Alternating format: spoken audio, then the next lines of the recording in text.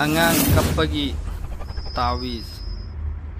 Angang apikpa si poga matungda yam toina kapkanba angang lay. Hairiba angang adugi kaptiningaygidamaktadi adomna screen da uwiriba tawiz asisi iraga tawiz oina semlaga angangi mangakta thubiba tarabadi inshallah kappa phanbigani allahna.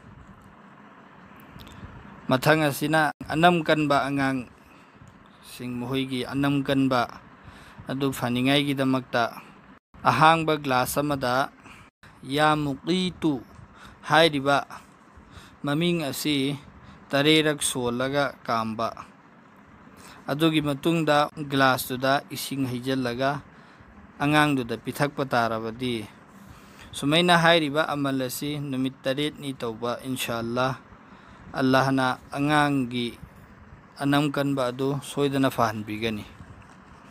Mathang asina anam kanba amadi na farman haibe indaba angangidamakta Allahu yajtabi ilayhi man yasha'u wa yahdi ilayhi man yunib.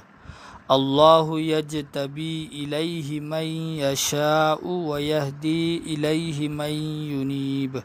Hairiba ayat asi tarerak sonba habidi angangi makokta khut thammaga tarerak solaga angangduda kam thabiba sumain tawdana numit nifuma thoini tak hairiba amal asi tawbu taragadi inshallah angangi haibe indaba amadi anam kanba adu allah na fahanbiganeba.